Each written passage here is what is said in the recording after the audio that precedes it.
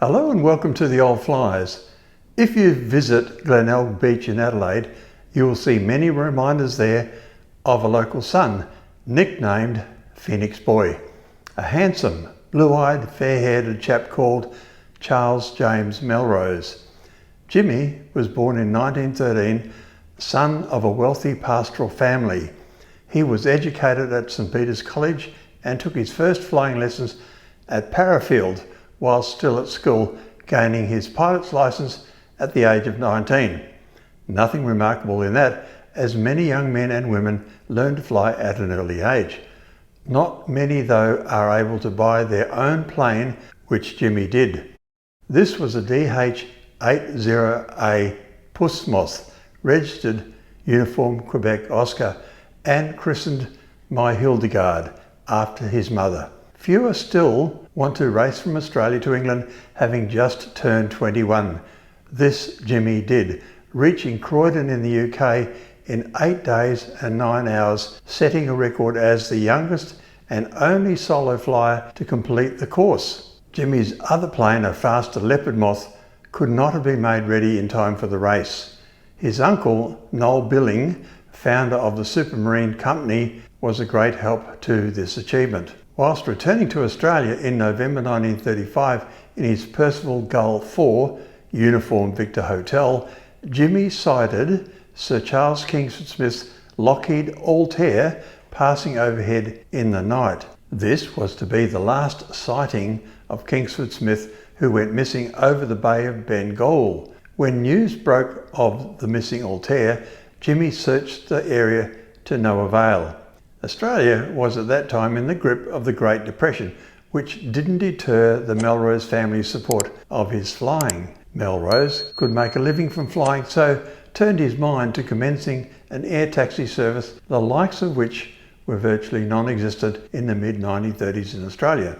Alas, in July 1936, aged just 22, Jimmy died when his new high-wing monoplane Billing, a Heston Phoenix registration Alpha Juliet Mike, broke up in turbulence over South Melton in Victoria. This flight had been chartered from Melbourne to Darwin by mining manager Lieutenant Colonel Alexander George Campbell. 2 days later, over 100,000 people lined the streets of Melbourne to pay their last respects to this fine young flyer. Melrose Park in New South Wales and Melrose Park in South Australia are both suburbs named after him, as well as James Melrose Road, which travels along the southern boundary of Adelaide Airport. The town of Mildenhall, Suffolk, UK, where the 1934 air race originated, has also named a street after him, Charles Melrose Close. After her son's death, Hilda could not face dealing with her beloved son's possessions at his Melbourne residence and asked close family friend Clive Hamer, who had dinner with Melrose the night before his fateful flight, to pack and store them. Hilda, who died in 1968, never asked for them back. A close friend of Hamer, a relative of Wayne Perry, took possession of the suitcase on his death around 20 years ago. These had remained in a suitcase in Victoria for 80 years, eventually being passed on from a deceased relative's estate to Wayne and Judy Perry.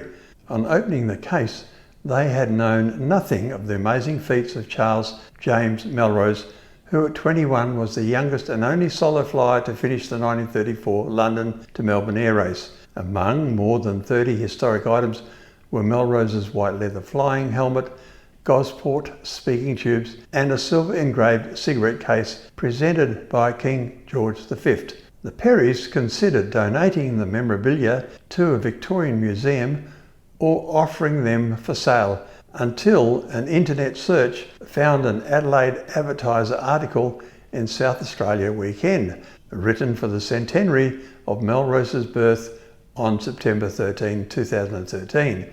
They rang the author, who suggested South Australia as the logical home for the remarkable collection. The items were shown to the South Australian Aviation Museum's collection manager, Paul Dorr, who couldn't believe his eyes when the suitcase was opened in front of him. He said, "In life you have 5 or 6 major events, and for me this was definitely one of them. To find so many of Jimmy's treasures in such fabulous condition is remarkable." End of quote. So passes into history, Jimmy Melrose. Thank you for watching. Comments always welcome. Like and subscribe to promote new content.